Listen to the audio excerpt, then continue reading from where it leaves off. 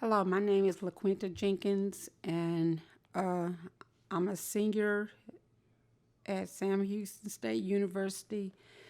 My project topic is going to be about solitary confinement.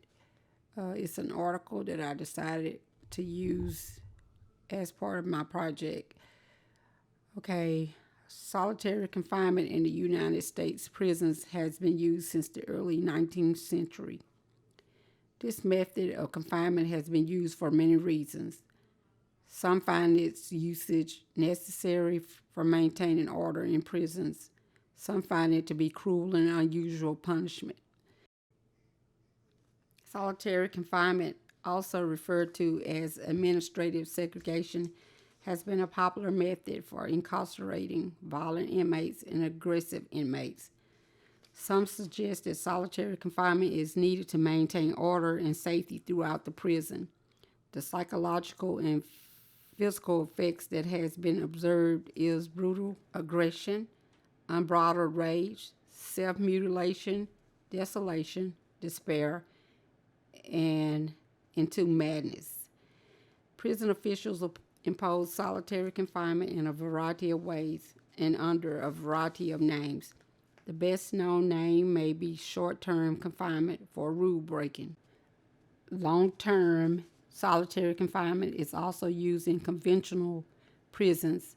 Research says that the long-term segregation includes, but is not limited to, limited social interaction. Inmates are locked in individual cells, usually with steel doors, 23 hours a day. They are fed in their cells through a slot in the door and chained and guarded when they leave for any reason. Accounts of bizarre and self-destruction behavior by prisoners have multiplied over the past 2 decades. The rise of the supermax prisons came in effect, and they were built specifically to house inmates considered extremely dangerous. Supermaxes may also hold prisoners who are not kept in strict solitary. Long-term confinement can amount to torture in some circumstances, according to Juan E. Mendez. He proposes a time limit of 15 days. By the early 2000s, supermaxes in at least 44 states were estimated to hold about 25,000 prisoners. Experts believe that the number is now declining because a series of court decisions, as well as the higher expenses involved in running secure institutions, are leading some states to reduce or end supermax use. The United States Supreme Court ruled in 2005 that prison inmates have a constitutional right to challenge an order transferring them to a supermax because the court said strict long-term solitary confinement isn't ordinary imprisonment. Almost all human contact is prohibited, even to the point that conversation is not permitted from cell to cell. The cell's light may be dimmed, but is on for 24 hours, and they may exercise only 1 hour per day in a small indoor room. Justice Anthony Kennedy wrote for the court.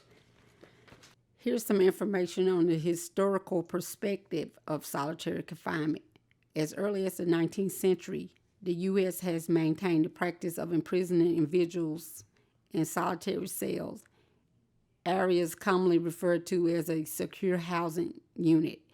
From this time period, 2 primary prison systems developed, the Pennsylvania system and the Auburn system.